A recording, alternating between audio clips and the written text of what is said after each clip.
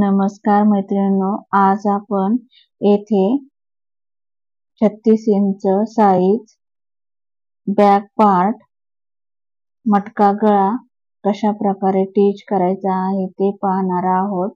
सुरुवातीला मी येथे ब्लाउज व्यवस्थित बॅक पार्ट हा टाकून घेतलेला आहे। येथे मी अस्तर आणि मेन फॅब्रिक जॉईंट करून घेणार आहे।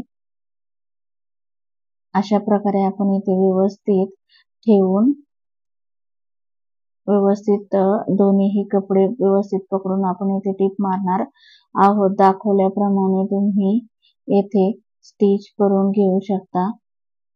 अशा प्रकारे जर आपण व्यवस्थित फिनिशिंग मध्ये जर स्टिच केले तर आपले ब्लाउज ही व्यवस्थित स्टिच होते।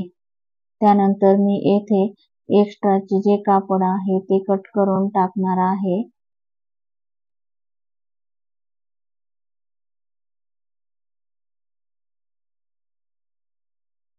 त्यानंतर इथे मी छोटे छोटे कट्स कात्रीने कट करून घेणार आहे, जेणेकरून आपला गळा व्यवस्थित पलटी होऊ शकतो। येथे आपल्याला कॅनव्हास लावण्याची ही गरज पडत नाही। अशा प्रकारे तुम्ही येथे गळा पलटून घेऊ शकता। त्यानंतर येथे मी एक दाब टीप टाकून घेणार आहे। जर आपण दाब टीप टाकली तर अस्तर आपले बाहेर निघणार नाही। अशा प्रकारे आपण गोल गळ्याला टीप टाकून घेणार आहोत।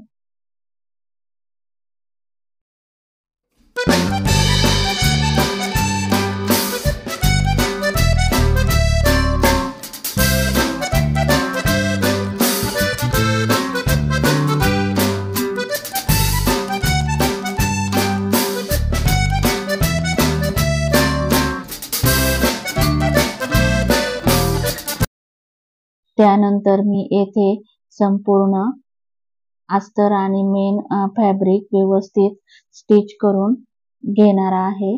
दाखवल्याप्रमाणे व्यवस्थित चारही साइडने आपण येथे स्टिच करून घेत आहोत।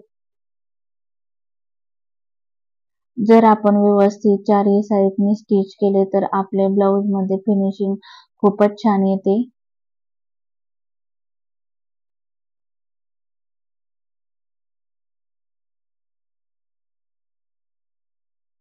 एक्स्ट्राचे कापड येथे मी कट करून घेत आहे।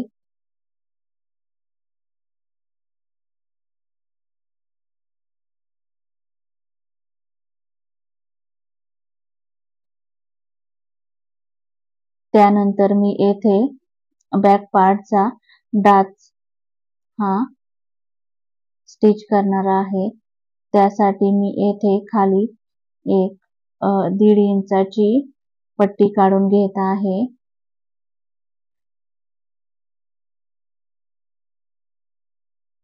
त्यानंतर आपण येथे पट्टी स्टिच करून घेणार आहोत।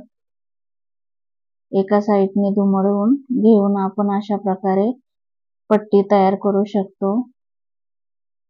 त्यानंतर जे आपण टक्स बॅक टक्स मारून घेणार आहोत।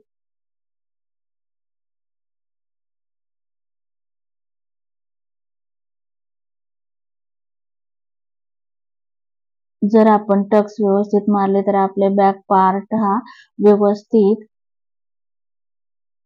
फिटिंग मध्ये येतो। त्यानंतर मी येथे जी पट्टी तयार केली होती ती पट्टी मी येथे स्टिच करून घेत आहे।